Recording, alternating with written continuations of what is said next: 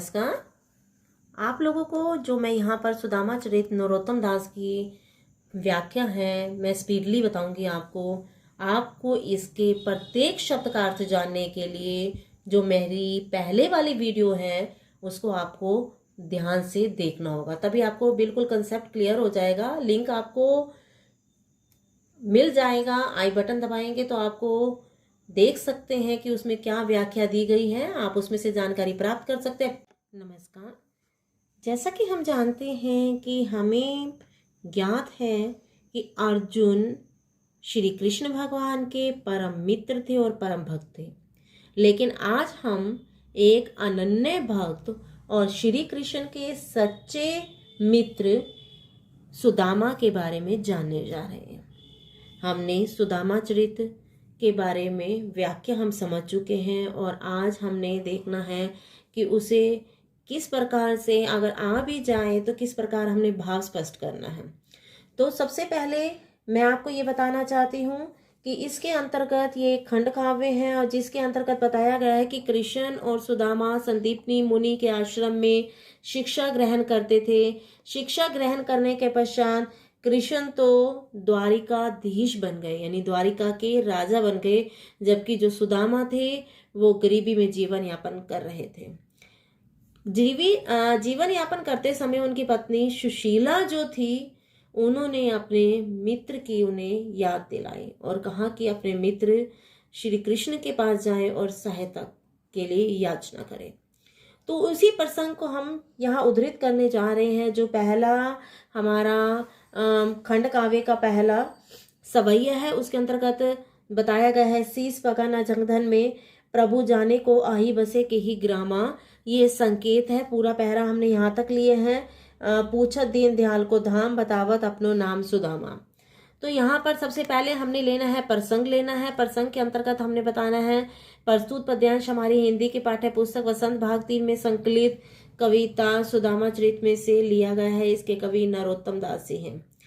तत्पश्चात हमने संदर्भ लेना है। संदर्भ के अंतर्गत हमने बताना है कि प्रसंग में क्या वर्णित किया गया है। तो हमने बताना है कि इस प्रसंग में उस घटना का वर्णन किया है जब सुदामा अपनी पत्नी की बात मानकर अपने बाल सखा द्वारिकाधीश श्री कृष्ण के राजमहल के द्वार पर पहुंचते हैं और द्वारपाल उन्हें द्वार पर रोककर श्री कृष्ण को उनके आने की सूचना देते हैं। ठीक है। इसके पश्चात हमने लिखना है सरलाद। सरलाद जिसे व्याख्या कहते हैं उसके अंतर्गत हमने बताना है कि जो पहली लाइन थी, शीस पगा न जगह तन में प्रभु जाने को आई बसी के ही ग्रामा। तो इसके अंतर्गत बताया जाएगा द्वारपाल श्री कृष्ण से कहते हैं कि हे प्रभु, द्वार पर एक अति निर्धन ब्राह्मण खड़ा है, ना जाने वह किस गांव का रहने वाला है। अगली जो हमारी लाइन है, धोती फटी सी लटी डुपटी अरू पाए उपान को नहीं सामा। उसके अंतर्गत हम वर्णन करने जाएंगे कि यहाँ से ना तो उसके सिर पर पगड़ी है ना तन पर वस्त्र, उसने धोती भी फटी सी पहन रखी है। ठीक है। और आगे है द्वार खड़ो दी दुर्बल एक रहो चक्षो वस्त्र अभिरामा। तत्पश्चात उसका अंगोछा भी लटक रहा है, उसके पैरों में जूतियां तक नहीं है। फिर हमने वर्णन करना है दरवाजे पर खड़ा वह गरीब कमजोर सा ब्राह्मण हैरान होकर पृथ्वी और महल की सुंदरता को देखकर हैरान हो रहा है या चकित हो रहा है। वह अपना नाम सुदामा बताते हुए दीनों पर कृपा करने वाले के भवन का पता पूछ रहा है। उसके पश्चात भावार्थ देना है। भावार्थ के अंतर्गत हम बताएंगे कि सुदामा की गरीबी का अत्यंत सजीव चित्रण किया गया है। विशेष में हमने बताना है कि आपकी एक यहाँ पर द्विज दुर्बल आता है, तो द्विज दुर्बल द्वार खड़ो द्विज दुर्बल एक, तो द्विज दुर्बल में अनुप्रास अलंकार का प्रयोग किया गया है और जितना भी हमने ये पद्यांश किया उसमें ब्रज भाषा का प्रयोग किया गया है। जब हम कहते हैं कि धोती फटी हुई है, उसके पैरों में जूते नहीं है, कमजोर ब्राह्मण खड़ा है, तो यहाँ पर हमारे सामने चित्र आ जाता है, तो चित्रात्मक शैली का प्रयोग किया गया है। नेक्स्ट जो स्टेंजा है वो हमारा है, ऐसे बेहाल विवाहिन सो पग कंटक जाल लगे पुनि जोए। तो उसकी हम व्याख्या देखते हैं। तो प्रसंग हमें पता ही है, पूर्वत ही आएगा जो पहले दिया गया है कि सुदामा चरित में सूत्रित किया गया है, कवि नरोत्तम दास जी हैं। तत्पश्चात हमने लेना है संदर्भ। संदर्भ के अंतर्गत हम बताएंगे द्वारपाल द्वारा अपने मित्र के आने का समाचार जानकर श्री कृष्ण सुदामा को अंदर ले आते हैं, यानी कहाँ महल में ले आते हैं और उनकी दशा से आहत कृष्ण की मनोदशा का सजीव चित्रण किया गया है। मतलब सुदामा की जो दशा है उसे देखकर श्री कृष्ण अत्यधिक व्याकुल हो जाते हैं, उसका एक सजीव चित्र स्पष्ट किया गया है। तो आपकी पहली पंक्ति जो है वो है, ऐसे बेहाल विवाहिन सोपक अंटक जाल लगे पूरी जोए। तो उसकी सरलाट में हमने जो करना है, सरलाट में बताया गया है, श्री कृष्ण ने जब सुदामा के पैरों की तरफ देखा तो पाया कि उनकी एड़ियां फटी हुई हैं और दर्द के मारे उनका बुरा हाल है। ठीक है, यही नहीं, कांटों के जाल ने भी उनके पावों के तलवे को छलनी कर रखा है। ठीक है, कांटों के कारण उनके जो चप्पल जो पहने हुए थे नाम मात्र थी, जिसके कारण पैरों में कांटे चुभे हुए थे, जो तलवे थे वो छलनी हो चुके थे। ठीक है, तब उन्होंने हाय माँ दुख पायो सका तुम आई थे न के दिन खोए। तब श्री कृष्ण क्या कहते हैं, तब उन्होंने अत्यंत व्याकुल होकर सुदामा से यानी श्री कृष्ण ने कहा कि तुमने अपने जीवन में इतना अधिक कष्ट उठाया, अब तक तुम अपने दिन व्यर्थ गवाते रहे और यहाँ पहले ही क्यों नहीं आए। इसके पश्चात देखी सुदामा की दीन दशा करुणा करके करुणा निधि रोए। इसके पश्चात सुदामा की दीन दशा को देखकर करुणा के सागर श्री कृष्ण करुणा करके रोने लगे। ठीक है, उन्होंने सुदामा के पैरों को धोने के लिए परात में पानी मंगाया, पर उसे पानी को उन्होंने छुआ तक नहीं और अपनी आंखों के बहाने वाले आंसुओं से उन्होंने अपने मित्र सुदामा के पैरों को धो दिया। यानी कि उनके जो आंखों से आंसू निकल रहे थे जो थे, उनसे ही सुदामा के पैरों को धो डाला। कहा जाता है कि अतिथि के सबसे पहले पैरों को धोने के लिए परात मंगवाया जाता है, लेकिन यहाँ श्री कृष्ण अपने मित्र की दशा को देखकर इतने अधिक व्यथित हो गए कि उनकी आंखों से निरंतर आंसू बहने लगे और उन आंसुओं से ही उन्होंने अपने मित्र सुदामा के पैरों को धो दिया। अर्थात श्री कृष्ण की आंखों से निकली अश्रुधार से ही सुदामा के पैर धुल गए। तो भावार्थ में देंगे सुदामा के प्रति कृष्ण के सच्चे मैत्री भाव का चित्रण हुआ है। विशेष में देंगे हम दीन दशा करुणा करके में अनुप्रास अलंकार का प्रयोग किया गया है, साहित्यिक ब्रजभाषा का प्रयोग किया गया है, करुण रस का परिपाक हुआ है, क्योंकि श्री कृष्ण रोने लग गए हैं तो यहाँ करुण रस होगा, और सवैया छंद का प्रयोग किया गया है।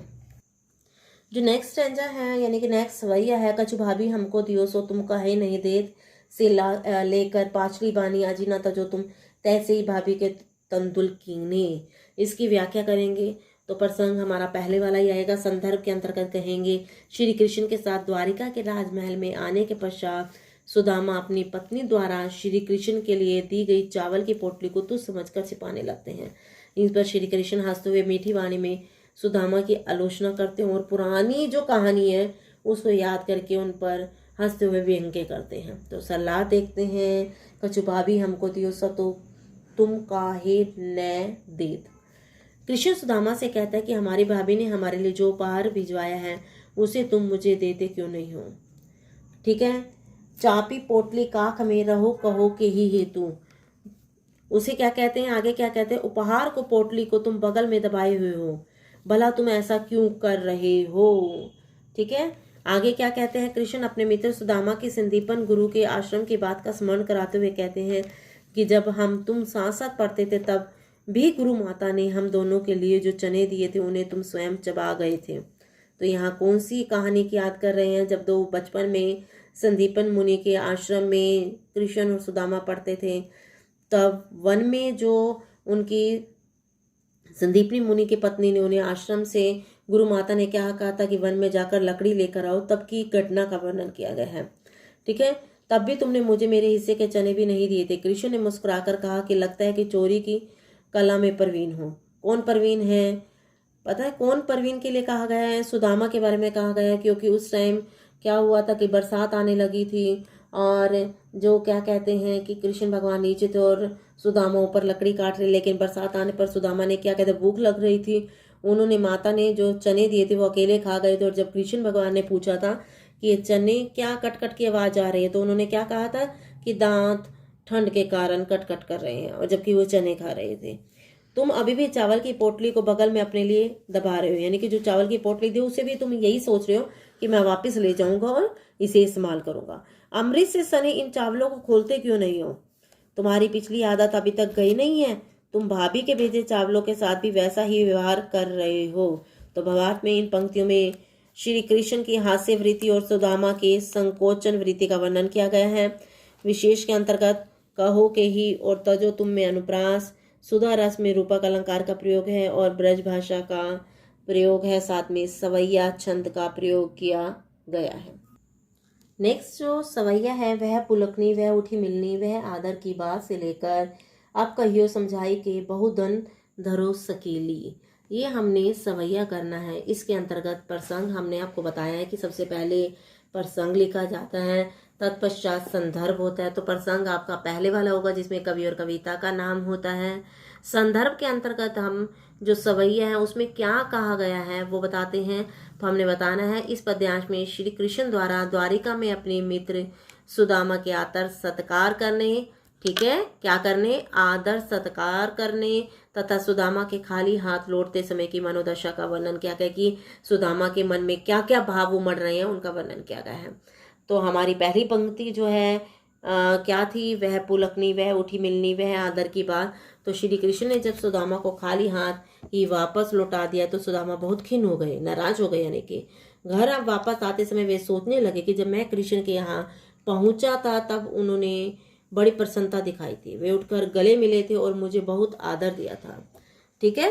पर विदाई के अवसर पर इस तरह खाली हाथ भिजवाने की बात मुझे कुछ समझ नहीं आती। कहाँ कहा गया था, क्या ये लाइन थी यहाँ पर जो आपने कहा था, कहा भयो जो अभयो हरि को राज समाज।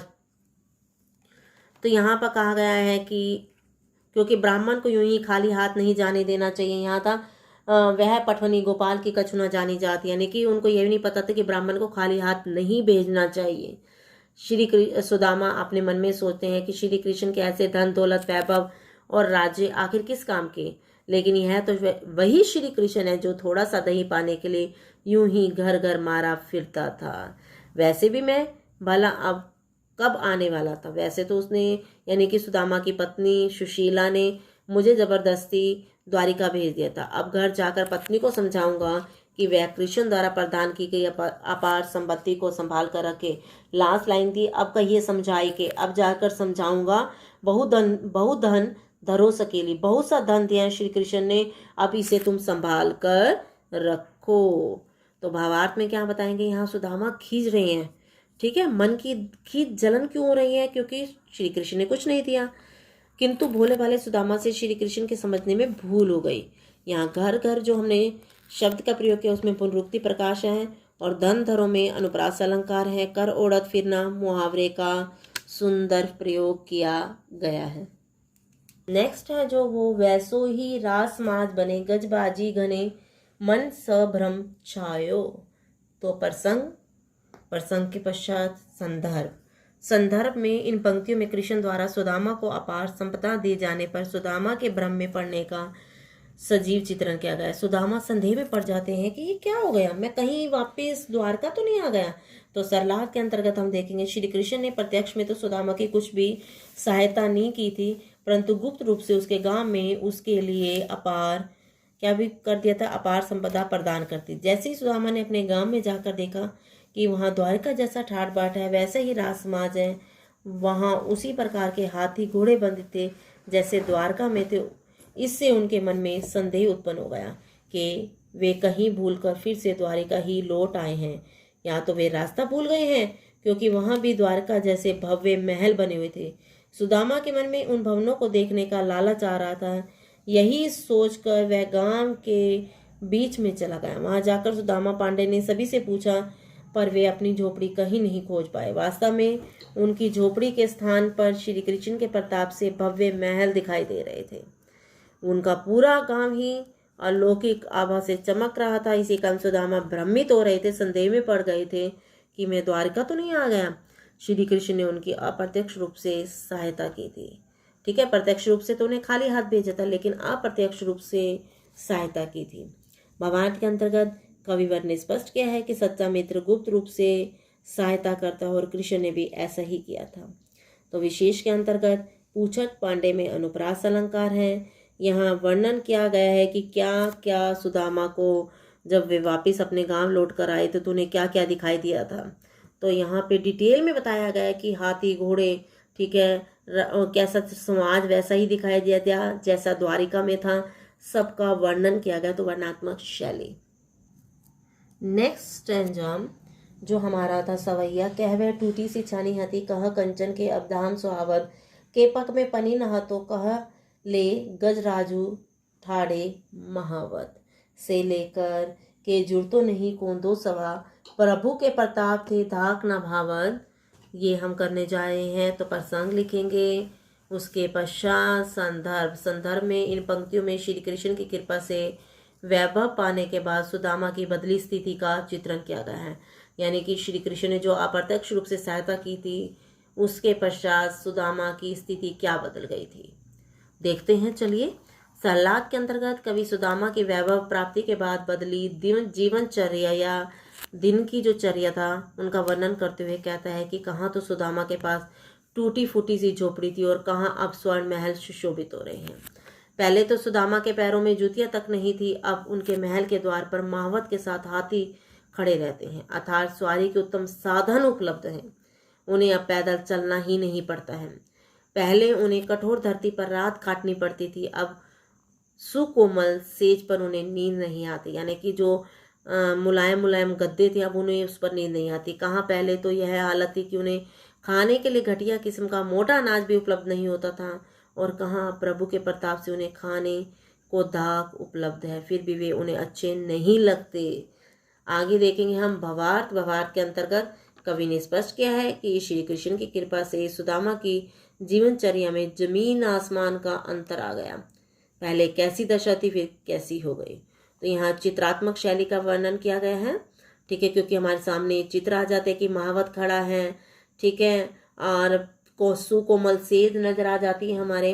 पहले मोटा अनाज नहीं मिलता तो अनाज का चित्र आ जाता है, अब उनको दाख मिल रही है, सूखे मेवे मिल रहे हैं, उसका चित्र आ जाता है। तो चित्रात्मक शैली का प्रयोग किया गया है।